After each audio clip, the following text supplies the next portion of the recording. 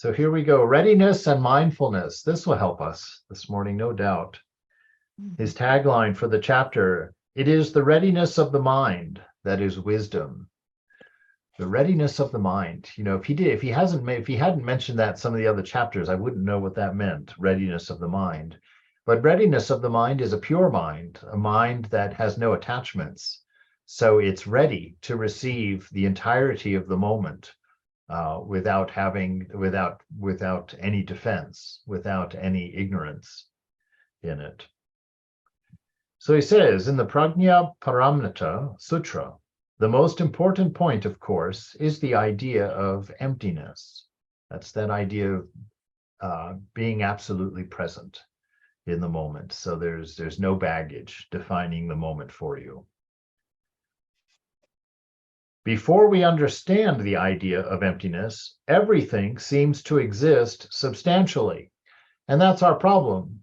And that's what the scriptures tell us, or are trying to tell us. Of course, I always mix God in with these talks of Buddhism. And that's a liberty we take for Vedic Buddhism.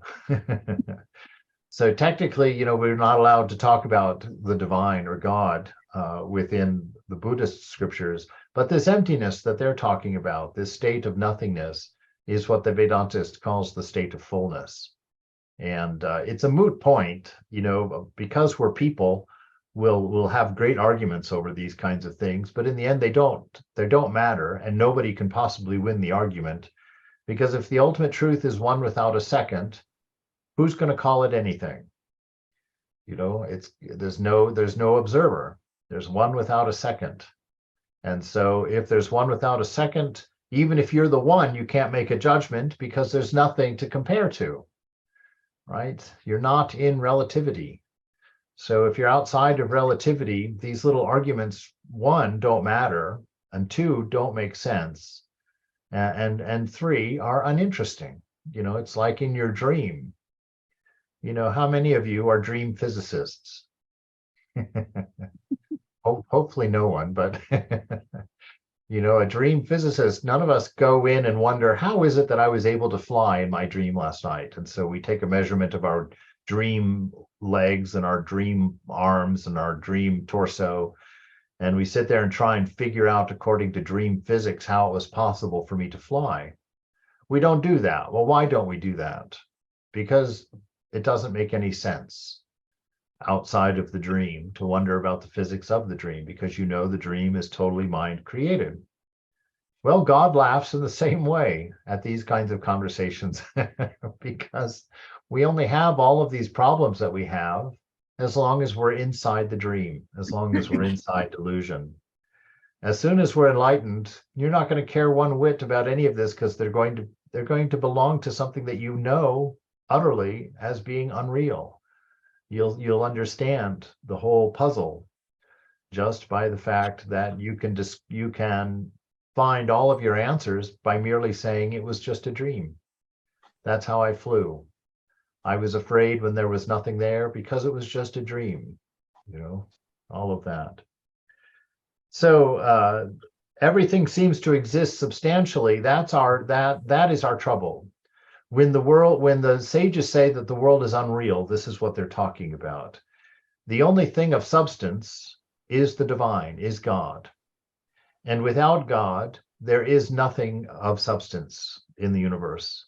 Just like when you dream, everything in that dream is fully dependent upon you, the sleeper. You have to exist in order for that dream to happen. But if you don't exist, if the sleeper doesn't exist, then nothing in the dream remains. The dream evaporates completely. And so this world is of that same nature.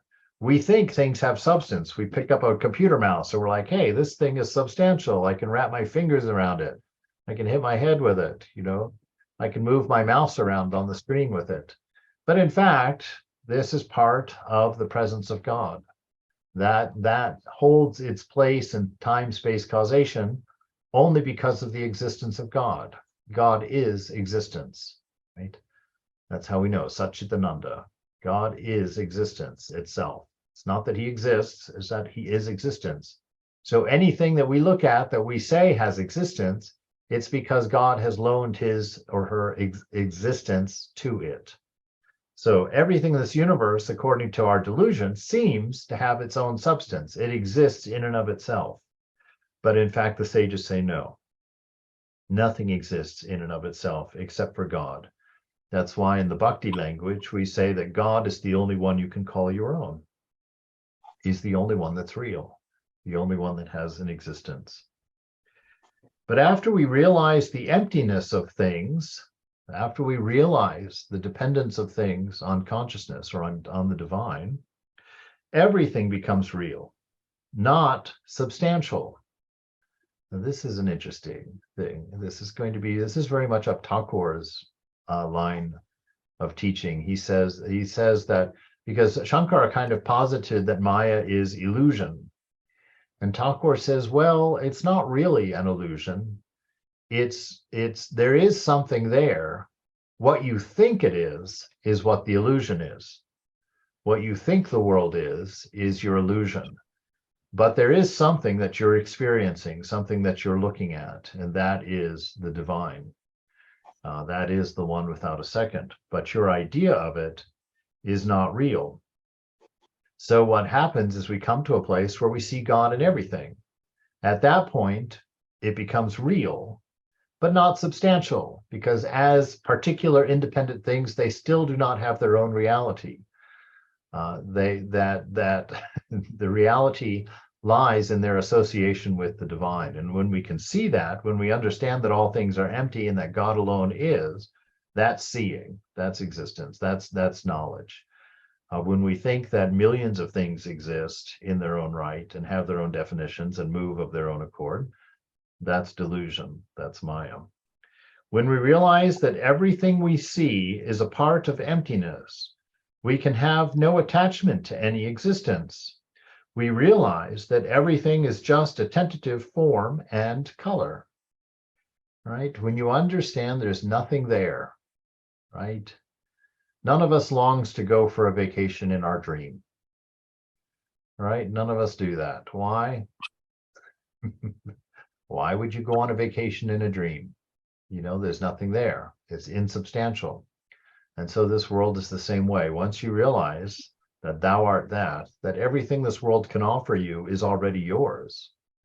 All the love that you could ever feel in this world is going to originate in you at the source. Anything that is in this world exists within you already. That's how you know what it is when it comes. So this notion of needing to get something from outside of ourselves, that is the very definition of bondage. You know, I had this conversation with Swami Prabhupada about drugs and God and spiritual life.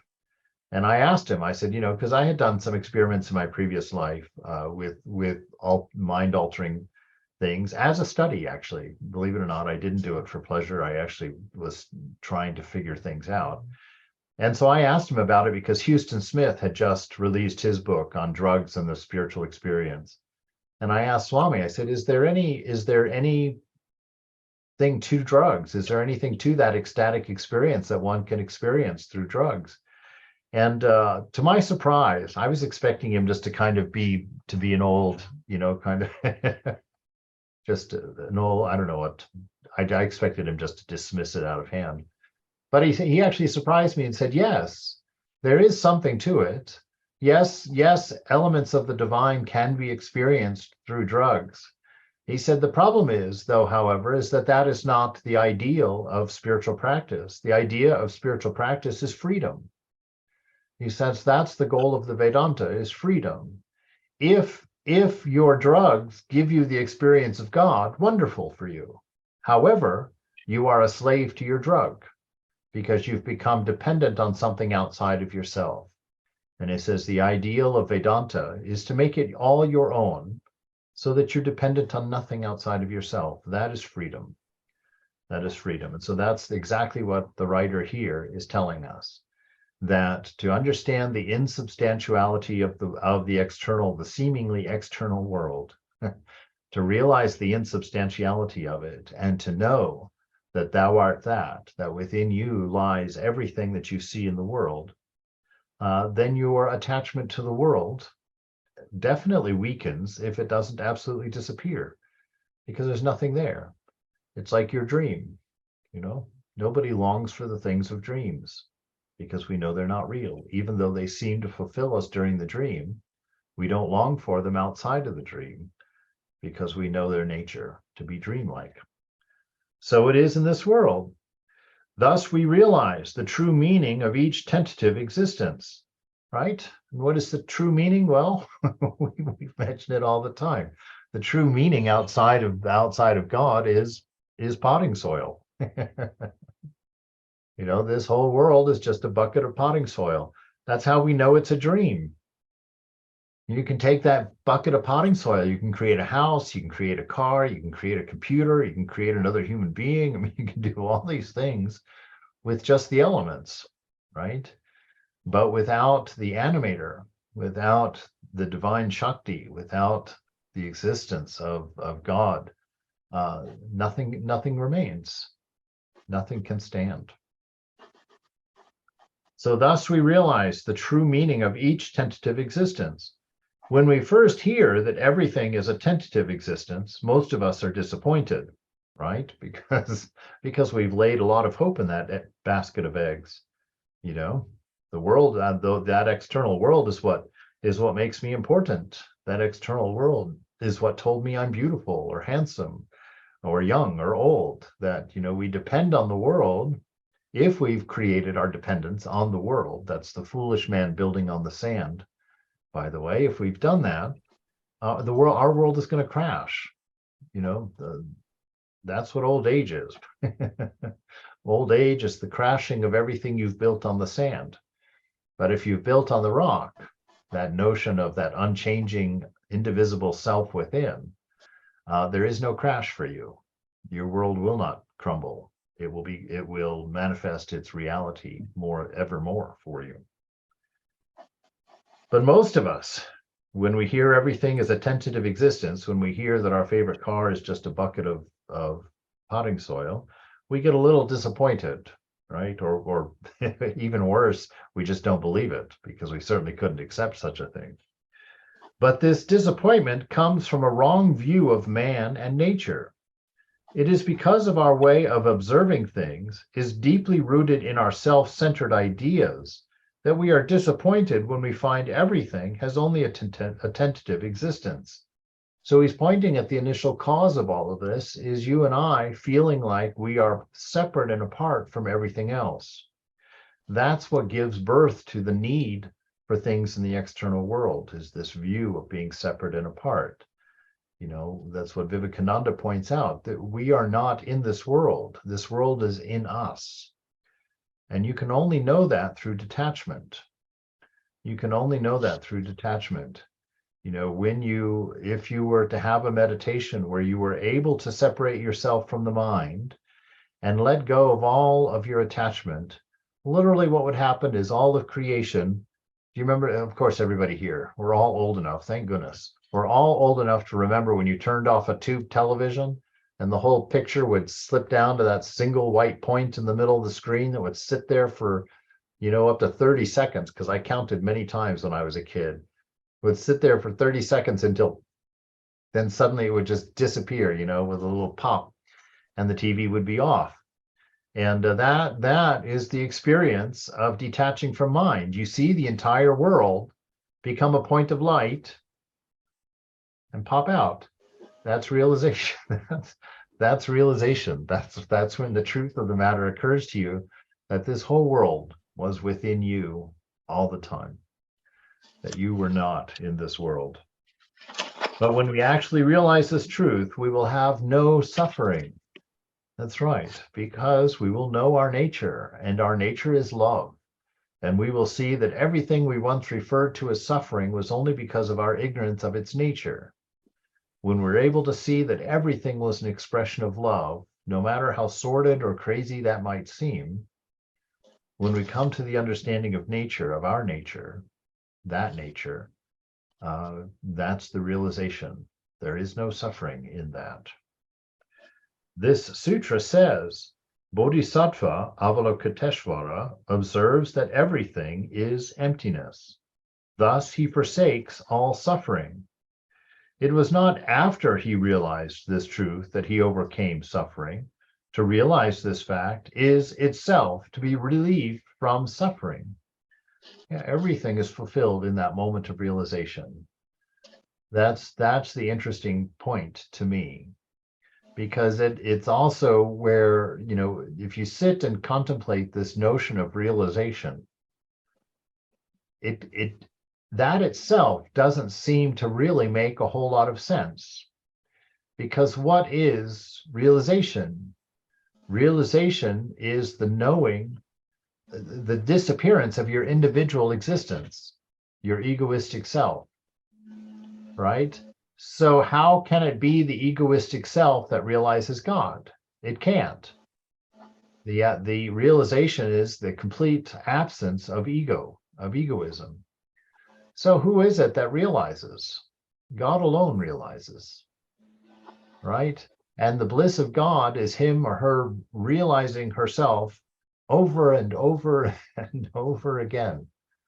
I don't know if that's the true experience, obviously, but when I read Thakur's realization experience, when he says that he found himself standing in the middle of that ocean of light, and these immense waves of bliss were rushing at him with such a fierceness that they challenged his very sense of I thought, well, what would all those waves of bliss be in this infinite ocean?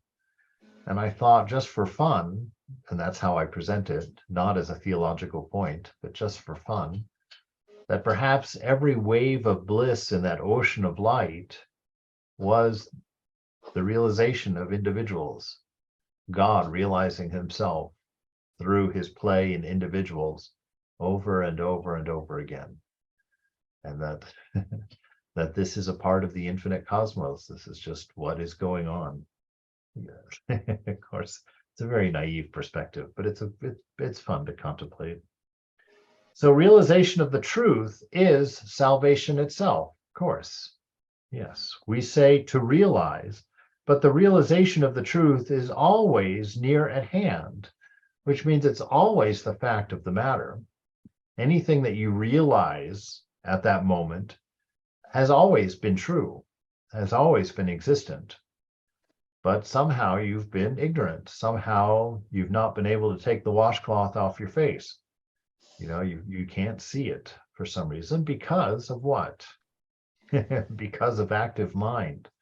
You can't see God through a rippling creek, through a rippling surface of the water. You can't see the bottom clearly. It's distorted, right? You can't see the moon reflected in a stirred up lake because it looks like 1,000 shards. And how are you going to build a moon out of 1,000 reflected shards?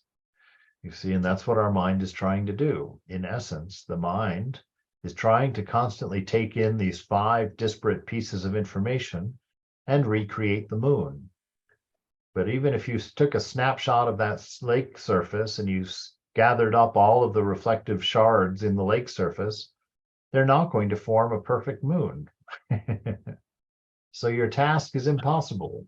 We know we cannot see God through the mind, that God is a transcendent experience. He's beyond everything. Or pure mind, that mind which is what the writer started out saying, that mind which is always in a ready state, full of readiness. That mind can see God. That mind is no longer looking through a rippled lake surface. It's looking at a placid lake surface, and it sees the whole moon. It sees that oneness. The realization of the truth is always near at hand. It is not after we practice Zazen.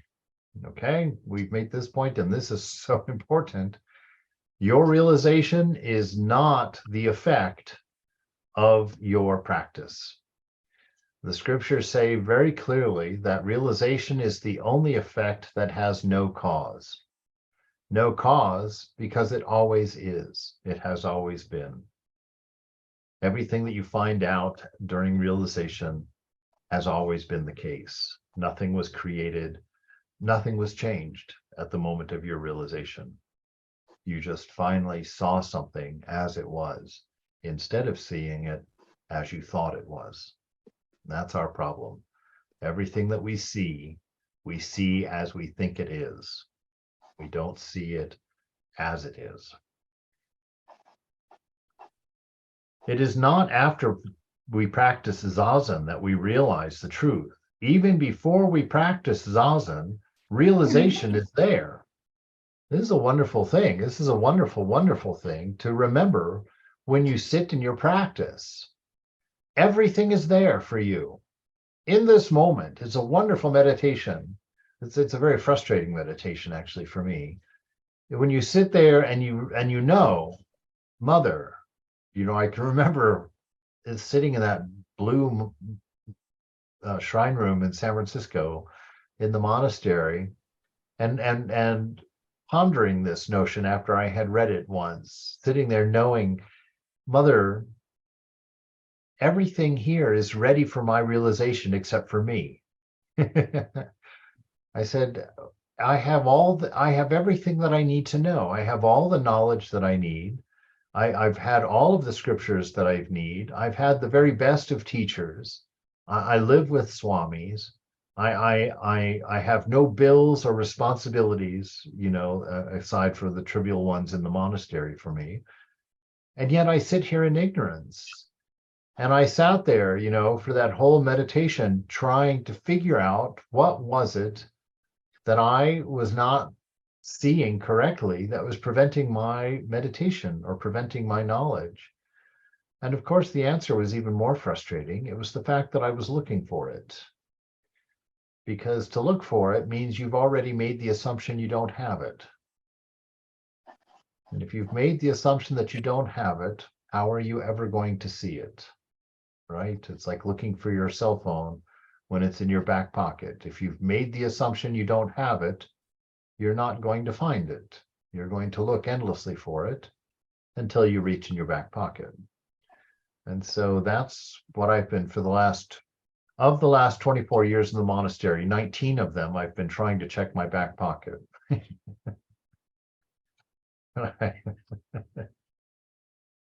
I won't share the success I've had or not had with that, but it certainly is a beautiful endeavor, though, because you get to see and experience so much love along the way. It is not after we understand the truth that we attain enlightenment. To realize the truth is to live, to exist here and now. No longer defined by story, which is what tells us what everything is, right?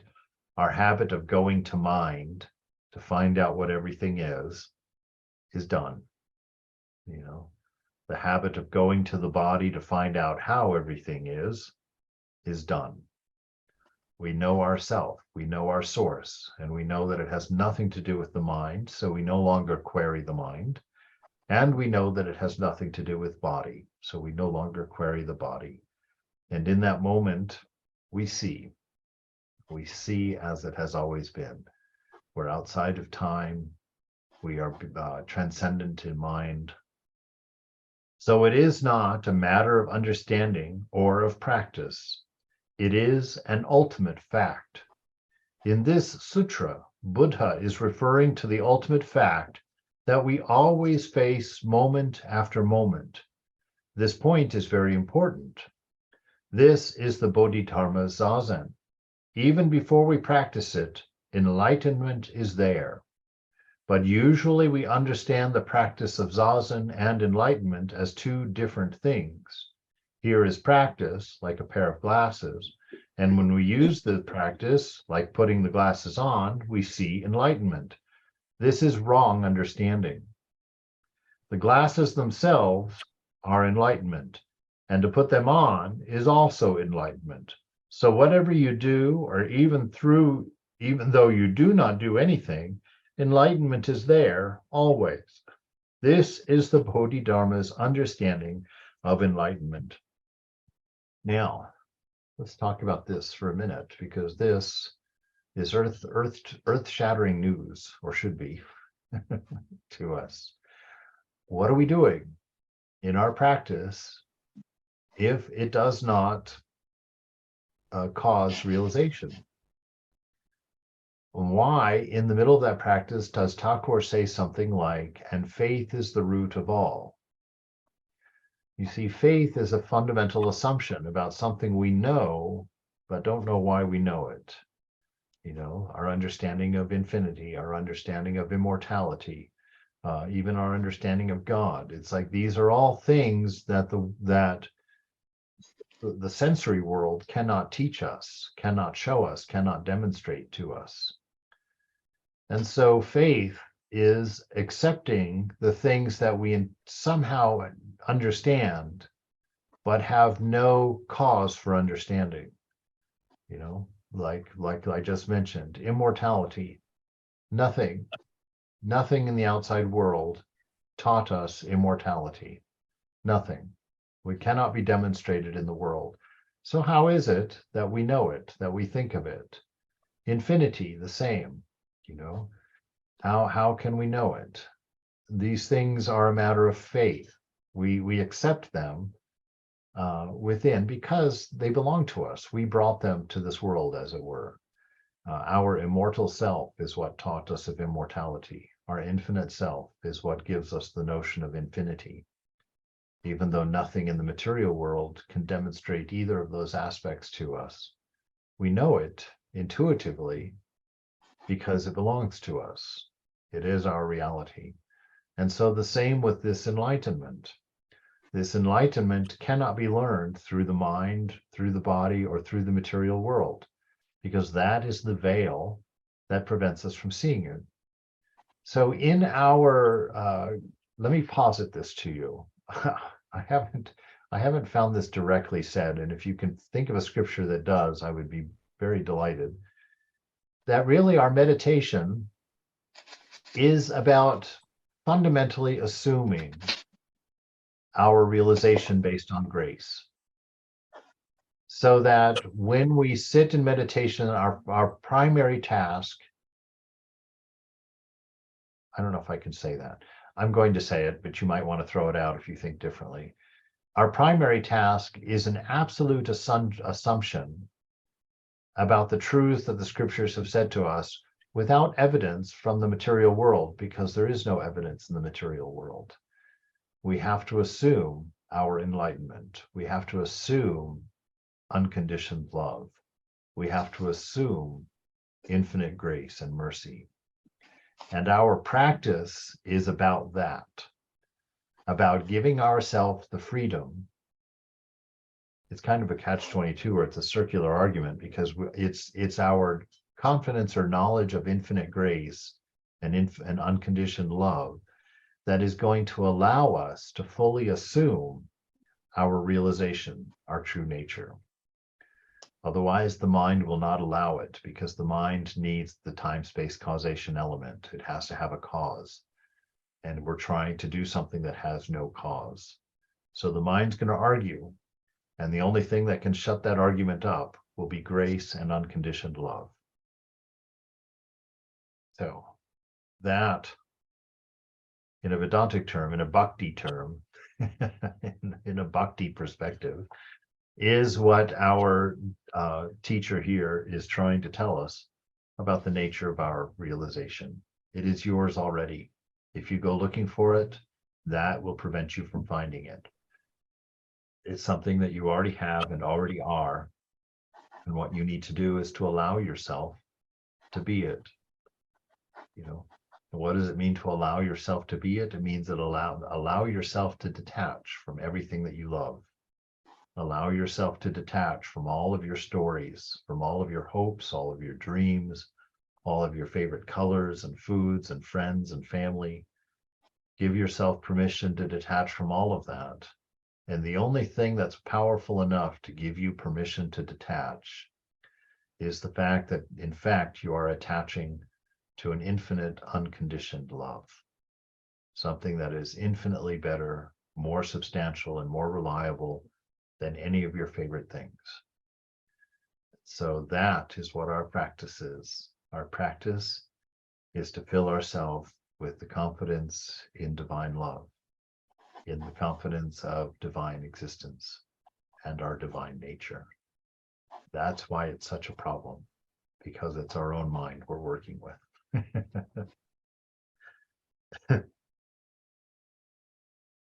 You cannot practice true Zazen because you practice it. If you do not, then there is enlightenment and there is no true practice. Okay, let's read that again. You cannot practice true Zazen because you practice it. If you do not, then there is enlightenment and there is true practice. All right. Do you get what he's saying there? You cannot practice true Zazen because your enlightenment is not something that requires practice. You are already enlightened. You are already what you will always be and have always been. So it's not an attainment. Because you practice it. If you do not, then there is enlightenment, which means if you stop seeking God, you will see God. You know, it's that statement by Vivekananda. Stop seeking him. What in the world are you seeking? You have never seen anything but God. Everything you've ever tasted, touched, heard, smelled, or thought about was God. And now you're running around looking for him? What kind of idiot are you? God is everywhere present and always perfect. So this exact same thing in practice, in Zazen. It's like you're seeking enlightenment. What kind of idiot are you? You sit there to enjoy it. That's why you practice. You sit there to enjoy your enlightenment, to enjoy the presence of the divine, to enjoy unconditioned love, to fathom infinite mercy. This is what practice is. You're not looking for anything. You're opening your eyes as best you can in that moment to see it, to see what is, not to find what isn't, to see what is. That's what practice is. And you need a concentrated mind to see that. Why? Because the mind will just squirm around like a child in church, you know, and never hearing a single word of the sermon because it's squirming around. And so it is. When you do it, you create some concrete of idea of you and I. That's exactly right. To do an action, you need an ego, right? And an ego is the veil. Ego is the veil that prevents you from seeing God. So to do your practice, to attain enlightenment, is an egoistic notion and cannot happen without ego, because you need to come up with a particular self who needs something, an individual that's separate from something that it's pursuing. The very setup is the veil that prevents you from experiencing divine love.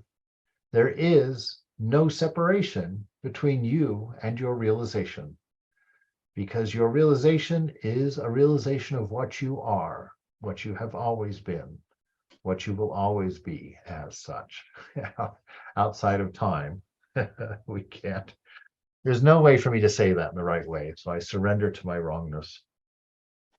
When you do it, you create some concrete idea of you and I, and you create some particular idea of practice or Zazen.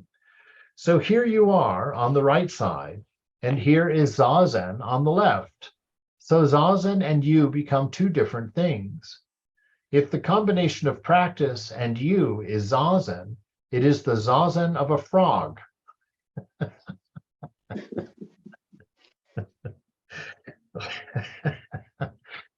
I wish that I was the first person to hear that directly from the mouths of a guru.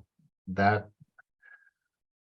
would have bowled me over like no other teaching. I think that might have done the trick for me. to have heard that from an enlightened soul. What a wonderful thing to be told. If the combination of practice and you is Zazen, it is the Zazen of a frog. For a frog, his sitting position is Zazen. When a frog is hopping, that is not Zazen.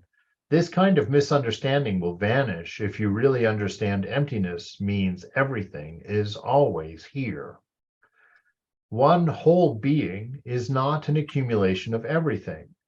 It is impossible to divide one whole existence into parts.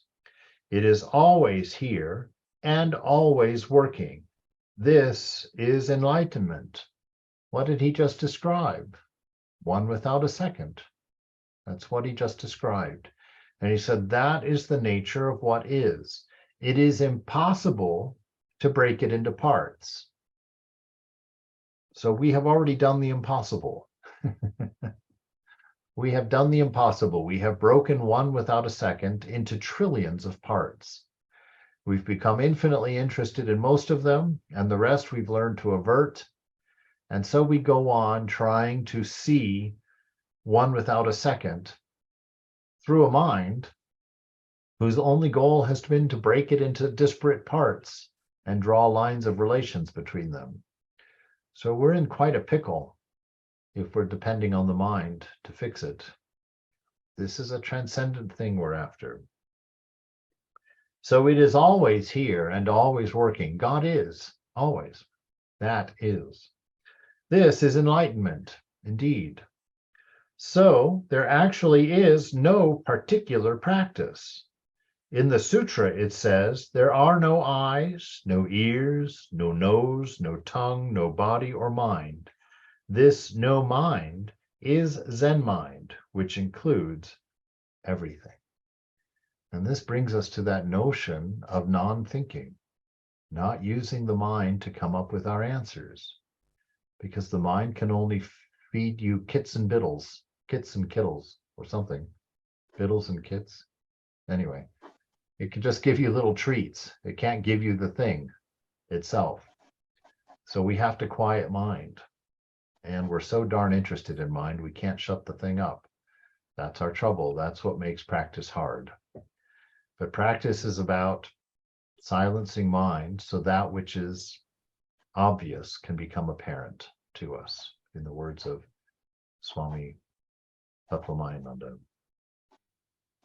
So this no mind is Zen mind, which includes everything. It is enlightened mind. The important thing in our understanding is to have a smooth, free-thinking way of observation. A free, smooth-thinking way of observation. That's just knowing that you are the witness. By understanding that you are only observing, you naturally understand there's nothing to take because you're only an observer. And in that non-taking, there will be non-attachment. And in that non-attachment, there will be clear thinking. And in their clear thinking, there will be one without a second. A ready mind, a mind that is not defining things as they come in, but simply allowing them to come and go, which is the nature of all things. They don't stick around even long enough to be understood. They come, they go. Let them come and let them go. And let that prove to you that you are the only thing that exists, and that that divinity in you is the only thing that gives anything existence. So the important thing in our understanding is to have a smooth, free-thinking way of observation. We have to think and to observe things without stagnation, without history, without attachment. Stagnation is attachment. You grab onto a thing that was meant to flow, you hold it still and it rots in memory, and it does nothing but cause desire and blindness for us. So don't stagnate things by grabbing them and trying to give them permanence by remembering and holding on to them as an ideal. Let them go. It means let your memory go. Let all of your attachments go. And you won't be you won't have all of this poison inside that is predetermining everything that you see and experience. We should accept things as they are without difficulty. That's the acceptance of the moment. That's growing in the understanding that the divine is everywhere present and always perfect. It's the faith in the scriptures that says all things work together for good to those that love God. It's just this notion that this moment is to be loved, because this moment is the manifestation of your beloved. And if you are not in love with your beloved, by being in love with this moment, then you do not know your beloved or the moment, right? Because your beloved is always present. It is the I am of your existence. If you do not enjoy this moment, you do not know your beloved. So sit, let go, and know your beloved. That's why it says in the scriptures, be still and know that I am God. It's exactly what it's saying. Sit still and get to know your beloved, which will make every moment perfect for you. Our mind should be soft and open enough to understand things as they are, right? An open mind is an unattached mind, right? If you're grabbing something and holding on to it, your hand is not open. If your mind is grabbing things and holding on to them, it is not open. That's what he's saying. An open mind is an unattached mind. You're not looking for particular things to make you happy in the moment. The moment itself is your happiness, is your joy. You're not looking for things in the moment to make you full. The moment itself is your fullness, is your contentment. You're not looking for particulars. This moment is everything, and you accept it, you love it, you are full of it, and you are lost in ecstasy when you see it as it is. When our thinking is soft, it is called imperturbable thinking. Nothing can bother it, right? Because the thing that causes anger is what? Anybody? What causes anger? From the Bhagavad Gita? Desire. Not desire itself, but the preventive not getting your desire. Yes, not having your desire fulfilled is what causes anger. And so he's talking about having a mind that has no expectation. Having no expectation means means a couple of things. One, it means you have no history, you have no story that you're applying to the moment. And it means you have no attachment either in the moment. If you can accept that as the natural mind, as the healthy mind, and stop coming up with reasons of why that would be impossible and how you couldn't exist or function, if you can let go of all of those nonsensical arguments, because Jesus was functional, Buddha was functional, Krishna was functional, Rama was functional, they all lived their lives just fine, and they were completely unattached, and they were completely free, and they were enlightened. So to have a soft mind is to have imperturbable thinking. You can't be kerfluffled. You can't be kerfluffled if you're not expecting anything and if you don't desire any particular. If you see the moment as your beloved, you know it's perfect, you accept it. And in that acceptance, there is ecstasy. There's freedom for you. This kind of thinking is always stable. It can't be knocked off balance because your identity is not based on changing things. Your identity is based on the unchanging rock of your immortal, eternal self. Ever free, ever pure, ever beloved. That is your sanctuary, that is your isness, that is where you work from. It never changes, it is not under any condition, and it is always reliable. So a mind that has known this, a mind that has accepted this, is an imperturbable mind. It cannot be bothered. It is called mindfulness. That is the definition of mindfulness. Wonderful how all these things come together. It's such a beautiful bouquet of I don't know, ideals, something so lovely to look at. It's just amazing. Thinking which is divided in many ways is not true thinking, right? That's our normal self. Everything is divided. And worse than that, we've divided everything and then drawn lines of relationship to me, to the ego. So everything in your mind relates to the ego and tells the story of the ego. How incredibly selfish having an ego really is. And yet we accept it as fully normal. But to be a clear thinker, be imperturbable, to be infinitely strong and infinitely free, you have to discard this archaic notion. You have to let go. You have to give yourself permission to let go. Concentration should be present in our thinking. This is mindfulness. Yes, absolute attention. That means we're not thinking of something else while we're watching something else. This is part of what practice helps us do with our mind, is to reel it in just a bit. You know, you ever seen a toddler in a restaurant who was completely out of control, just running everywhere?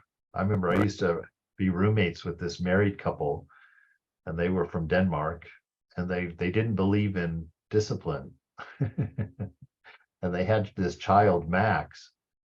Oh my God, what a terror.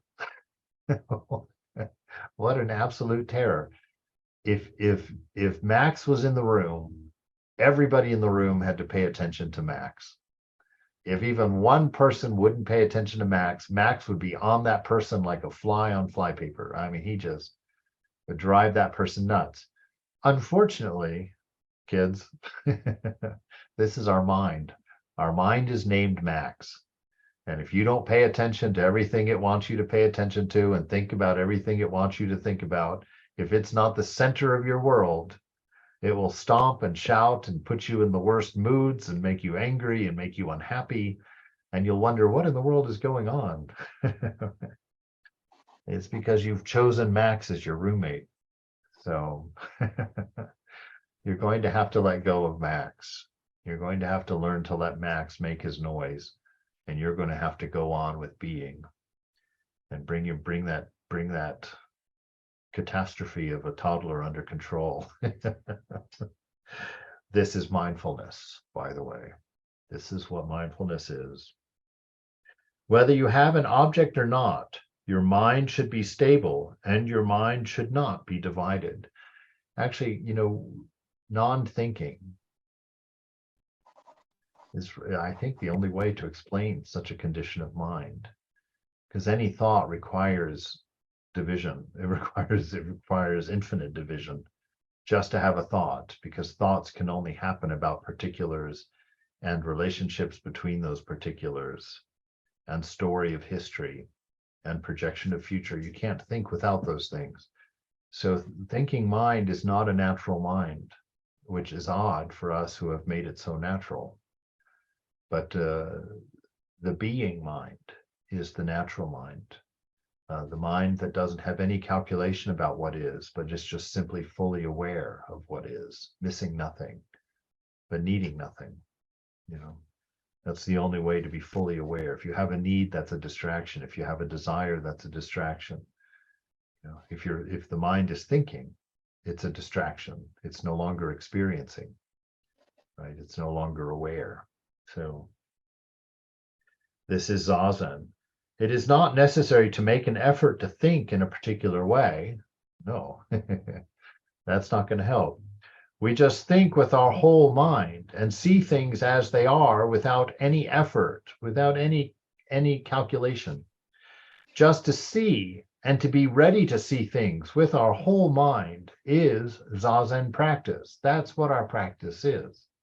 If we are prepared for thinking, there is no need to make an effort to think. This is called mindfulness. Mindfulness is, at the same time, wisdom. By wisdom, we do not mean some particular faculty or philosophy. It is the readiness of the mind that is wisdom. So wisdom could be various philosophies and teachings, and various kinds of research and studies. But we should not become attached to some particular wisdom, such as that which was taught by Buddha. Wisdom is not something to learn. Wisdom is something which will come out of your mindfulness. Because why? Wisdom is what you are, right? It's the chit. Wisdom is what you are. So it will come out of your mindfulness. So the point is to be ready for observing things and to be ready for thinking. This is called emptiness of your mind. Emptiness is nothing but the practice of Zazen. There it is, right at 10:01. Okay. Did enlightenment happen for anyone? Yes. Sure. Good. Absolutely. Perfect. We are, in fact, closer than we were. just because we're all on our way. Of course. Yeah. Yeah, no, it's a beautiful thing, and it's a very important thing to know, to claim this enlightenment that's already yours. If you can actually accept it, and oddly enough, that's the only thing that has to happen, is to accept what is. Stop the story that makes you needy. Stop the story that makes you hungry. Stop the story that makes you small, and accept the fact that you are infinite, that you will never die, that you've never been born, that you are in fact ever free, that you have no real desires, that it was all a figment of a dream that is always over. Mhm. Yeah. Beautiful. So it Yeah. really does change the experience of our practice if you sit to experience your enlightenment rather than to find it. That's a very, very different practice. If you sit to experience the love of God instead of earning it, that's a very different experience. If you accept your immortality instead of begging for it, that's a very different experience. It's much lighter. Much lighter. It's beautiful even. And the amount of change that will happen in you every time you sit in that experience will be profound. You'll watch yourself becoming the person you have always dreamed of being. You become your ideal. You become your beloved. And you watch it and you see it happen, see it transform. This is life and this is our purpose. Yeah. All right. Thank you very much. Thank you, Maharaj. Indeed. Thank you, Maharaj. Pranam. Indeed. Be Pranam, well. Maharaj. Jai Ma, Jai Thakur.